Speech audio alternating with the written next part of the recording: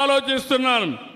రేపు రాబోయే రోజుల్లో గోదావరి, పెన్నా, పోలవరం, బనకచెర్ల వరకు అనుసంధానం చేయగలిగితే అది ఒక గేమ్ చేంజర్గా తయారవుతుంది. ఇంకా ఇబ్బందే ఉండదు. రాయలసీమ రైతాంగం మీసం తిప్పి బతికే రోజు వస్తుందని చెప్పి కూడా నేను మీకు తెలియజేస్తున్నా. ఎందుకు ఈ మాట మాట్లాడుతున్నానంటే డబ్బులు అవుతాయి. దగ్గర దగ్గర 80,000 కోట్లు కావాలి. పోలవరం అయిపోతుంది. నా జీవితాశయం ఎట్టి పరిస్థితిలో బనకచెర్లకు నీళ్లు తీసుకొస్తే అక్కడి నుంచి తెలుగు గంగ, హంద్రి నీవ, నగిరి గాలేరు ఇక్కడి నుంచి నేరుగా ఎక్కడికంటే అన్ని జిల్లాలే కాకుండా సోమశిలకెళ్ళి, కందలేరుకెళ్ళి, మళ్ళీ తిరుపతికి వచ్చి వెంకటేశ్వర స్వామి పాదాల చెంత బాలాజీ రిజర్వాయర్కు నీళ్లు వచ్చే పరిస్థితి వస్తాయి. ఇది నా కళ. మీలో కూడా ఆలోచన రావాలి. ఆ రోజు ఎన్టీ రామారావు గారు ప్రారంభించిన జల యజ్ఞం ప్రతి ఎకరాకు నీళ్లు ఇచ్చే బాధ్యత నాదని మరొకసారి మీ అందరికీ హామీ ఇస్తున్నా. ఎట్లొస్తాయని కూడా మీరు ఆలోచిస్తే పోలవరం నుంచి కృష్ణాకు వచ్చిన తర్వాత Nagar Sagar right main canal దగ్గర ఆ నీళ్లు తీసుకొచ్చి అక్కడ ఒక రిజర్వాయర్ కట్టి అక్కడి నుంచి ఇంకా ముందుకు తీసుకుపోతే ఏదైతే వెలుగొండ ప్రాజెక్టు ఉందో అక్కడ కూడా నీళ్లు ఇచ్చి అక్కడి నుంచి నల్లమలై ఫారెస్ట్ కట్ చేస్తే లోపల ఒక టన్నల్ వేస్తే నేరుగా బనకచెర్లకు నీళ్లు వస్తాయి. ఎవరు ఊహ రాలేదు. కానీ నేను అనునిత్యం ఆలోచిస్తున్నా, రాయలసీమ రుణం ఎట తీర్చుకోవాలి. నేను కూడా పుట్టింది రాయలసీమలో, పుట్టా రాయలసీమ బిడ్డ. ఈ రుణం తీర్చుకోవాలనుకున్నప్పుడు రాష్ట్రాన్ని అభివృద్ధి చేస్తాం. కరువు జిల్లాలైన రాయలసీమని అభివృద్ధి చేసే బాధ్యత తీసుకుంటానని చెప్పి కూడా నేను మీకు తెలియజేస్తున్నా. అందుకనే ఇంకొక పక్క మీరు ఒకసారి చూసినప్పుడు ఈ నీళ్లన్నీ కూడా సముద్రం లేకపోతున్నాయి. ఈ విషయం మీరు గుర్తుపెట్టుకోవాలి. ఈ సంవత్సరం 5,000 టీఎంసీ నీళ్లు వర్షాలు వచ్చిన తర్వాత సముద్రంలోకి వెళ్ళి ఈరోజు మనం చూస్తే బాగా వర్షాలు వచ్చినప్పుడు నీళ్లన్నీ సముద్రం లేకపోతున్నాయి. వర్షాలు లేనప్పుడు కరువు కాటకాలతో మనం ఇబ్బంది పడుతున్నాం. ఈ రెండు కూడా అనుసంధానం జరగాలంటే, కరువు రహిత రాష్ట్రంగా తయారు కావాలంటే నదుల అనుసంధానమే ఏకైక మార్గం. ఇది సాధ్యం. ఒకప్పుడు ఇంత టెక్నాలజీ లేదు, ఇప్పుడు టెక్నాలజీ వచ్చింది. ఇది చేసి చూపిస్తామని చెప్పి కూడా నేను మీకు తెలియజేస్తున్నా. ఇంకో పక్కన మీరు ఒకసారి ఆలోచిస్తే ఈ జిల్లాలో కొప్పర్తి, ఇక్కడే కడపలో 2,300 కోట్ల రూపాయలు కేంద్రం ఇచ్చారు. కొప్పర్తిని ఒక పారిశ్రామిక కేంద్రంగా తయారు చేసే బాధ్యత, మీకు ఉద్యోగాలు ఇప్పించే బాధ్యత నేను తీసుకుంటానని చెప్పి కూడా నేను మీకు తెలియజేస్తున్నా. ఇంకో పక్క స్టీల్ ప్లాంట్ కూడా ఉంది. దాన్ని కూడా పర్సూ చేస్తున్నాం. అది కూడా వస్తే ఈ జిల్లా ప్రగతి జరుగుతుంది. ఇంకో పక్క ఇది కాకుండా ఎంఎస్ఎంఈ పార్క్ ఒకటి ఇక్కడ పెట్టి ఇంత మునుపు ఆఫీస్ ఉంది. దాన్ని ఎక్కడా మార్చడం లేదు, ఇక్కడే ఉంటుందని కూడా మీ అందరికీ హామీ ఇస్తున్నా. నా ఆలోచన ఒకటి, ఒక ఇంటికి ఒక పారిశ్రామికవేత్త తయారు కావాలి. ఒకప్పుడు ఐటీ గురించి మాట్లాడా, ఇప్పుడు నేను మాట్లాడేది 1 ఫ్యామిలీ 1 ఆంట్రప్రెన్యూర్. ఒకప్పుడు ఐటీ, ఇప్పుడు ఏఐ, ఆర్టిఫిషియల్ ఇంటెలిజెన్స్. మీ ఫోన్లో మీరు ఏది కావాలన్నా, ఏ సజెషన్ కావాలన్నా తీసుకునే పరిస్థితి వచ్చేసింది. ఇంకా ఆఫీసుకు పోయే పని లేదు. ఈరోజే ఓపెన్ చేయాల్సింది. కానీ కొన్ని కారణాల వల్ల చేయలేకపోయాం. ఈ నెల చివరిలోనే వాట్సాప్ గవర్నెన్స్ తీసుకొస్తున్నా.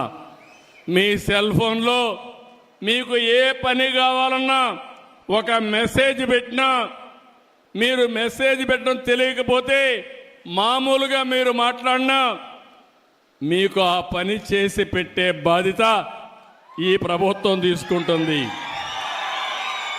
ఆఫీసులకు పోయే పని లేదు.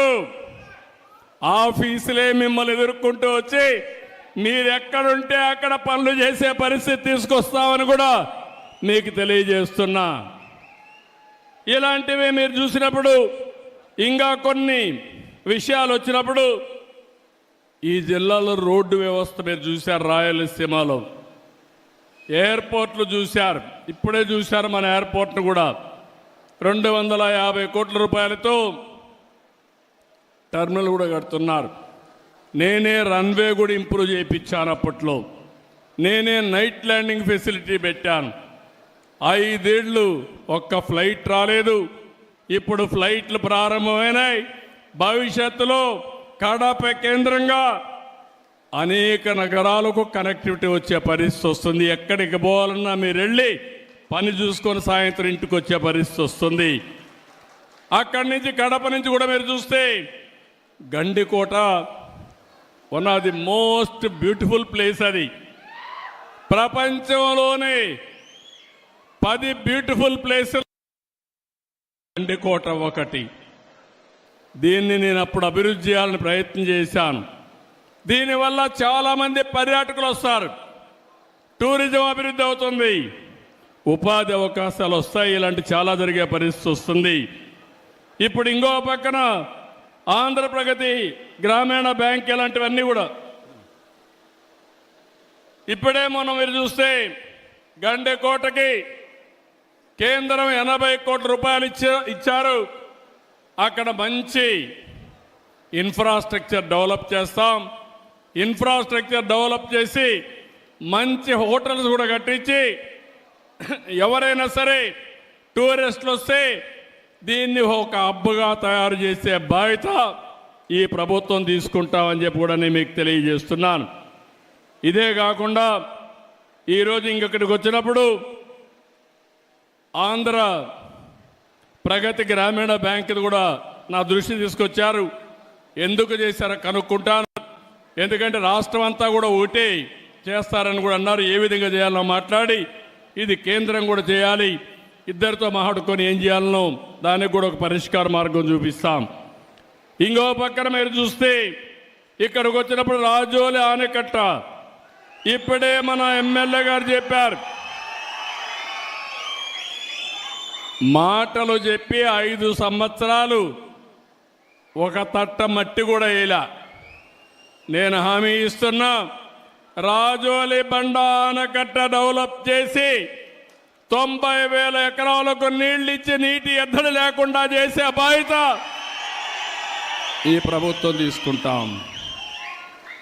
ఇంకో పక్కన ఇక్కడికి వచ్చినప్పుడు మీరు చూస్తే నాకు ప్రాణ సమానమైన తెలుగుదేశం పార్టీ కుటుంబ సభ్యులందరూ ఇక్కడున్నారు.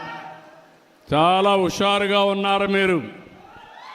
ఇంకా స్పీడ్ పెంచాలి. ఎన్టీ రామారావు స్పిరిట్ మీద రావాలి. మొన్న ఎన్నికల్లో మీరు చూశారు, ఒక చరిత్ర సృష్టించాం. తెలుగుదేశం పార్టీ పెట్టినప్పటి నుంచి ఎప్పుడు రాని విజయం వచ్చింది. 93% సీట్లు మనమే గెలిచాం. మనం తీసుకున్న నిర్ణయం మీరు చూస్తే జనసేన, బీజేపీ, తెలుగుదేశం కలిసి పోటీ చేశాం. తమ్ముళ్ళు, నేను చాలాసార్లు చూశాను కానీ ఇటీవల కాలంలో గెలవని కడప పాత జిల్లాలో 10కి 7 గెలిచాం. ప్రస్తుతం ఈ కడప పార్లమెంట్లో 7కి 5 గెలిచాం. ఇంకొంచెం కష్టపడుంటే పార్లమెంట్ కూడా గెలిచేవాళ్ళం. ఆ 2 సీట్లు కూడా గెలిచేవాళ్ళం. ఇప్పుడు చెప్తున్నా మీ అందరికీ, 5 ఏళ్ళలో ఏం జరిగిందో చూశారు. ఈ 5 ఏళ్ళలో మీ జీవితాల్లో ఏ విధంగా వెలుగులు వస్తాయో మీరే చూడబోతున్నారు. ఆ తర్వాత 7కు 7 గెలిపించాలి, 10కి 10 గెలవాలి, పార్లమెంట్లు కూడా గెలవాలి. అప్పుడే అభివృద్ధి సాధ్యం. మీరు ఒక విషయం గుర్తుపెట్టుకోవాలి. ఈరోజు కేంద్రంలో ఎన్డీఏ పాలన ఉంది, రాష్ట్రంలో ఎన్డీఏ పాలన ఉంది. ఎన్నికల ముందు ఈ విధంగా నవ్వుతూ మాట్లాడిన సందర్భమే లేదు. కూర్చోవాలంటే భయం, ఇంట్లో నవ్వాలంటే భయం, దారిలో ఇంట్లో నుంచి బయట రావాలంటే భయం. మా ప్రెస్ వాళ్ళు ఎవరైనా ఒక ఆర్టికల్ రాయాలంటే వణుకు. 2430 జీవో గుర్తొస్తుంది మీ అందరికీ. కానీ తమ్ముళ్ళు, ప్రజాస్వామ్యంలో ఈరోజు మీరు స్వేచ్ఛగా ఉండగలుగుతున్నారంటే అది ప్రజాస్వామ్యం అని చెప్పి మరొక్కసారి తెలియజేస్తున్నా. విర్రవీగిన నియంతలందరూ కూడా కాలగర్భంలో కలిసిపోయారు. ఎప్పుడైనా సరే మనం చేసిన పనులే శాశ్వతం. ఎన్టీఆర్ గుర్తున్నాడంటే చనిపోయి 29 సంవత్సరాలైనా రోజు రోజుకు ఆయన పైన ప్రేమ ఆదరణ పెరిగిందంటే ఏంటి తమ్ముళ్ళు దానికి కారణం?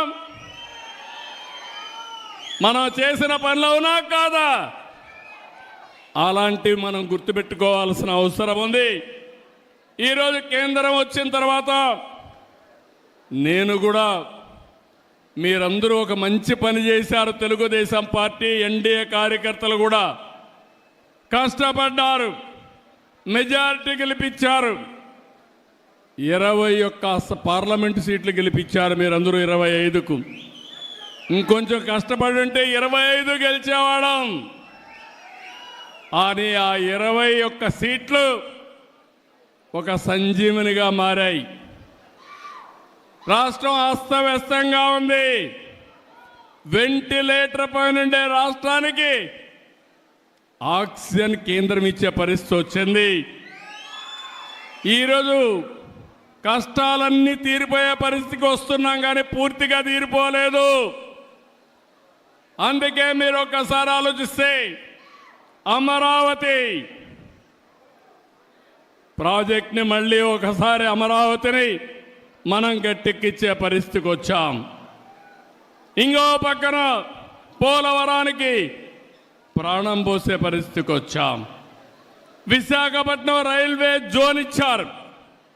ఇంకో పక్కన నిన్ననే మీరు చూస్తే విశాఖ ఉక్కు, ఆంధ్రుల హక్కు అని పోరాటం చేస్తే అది కూడా కన్నుమరుగయ్యే పరిస్థితి వస్తే 13,000 కోట్ల రూపాయలు ఇచ్చి కేంద్రం ఆదుకున్నారంటే అది ఒక చరిత్ర.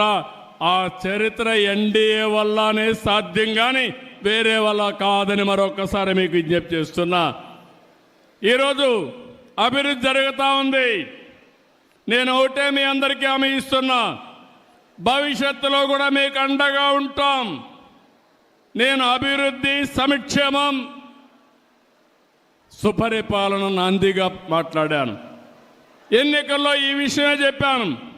నన్ను నమ్మారు, మా కూటమిని నమ్మారు, నన్ను మా మిత్రుడు పవన్ కళ్యాణ్ గారిని, బీజేపీని నమ్మారు, నరేంద్ర మోడీ గారిని నమ్మారు. మీరందరూ ఓట్లేశారు. ఈరోజు మీ రుణం తీర్చుకుని కార్యక్రమానికి శ్రీకారం చుట్టాం. ఈరోజు మీరు చూస్తే అభివృద్ధిని పట్టాలెక్కించాం. ఎక్కడికక్కడ ఒక్కొక్క పని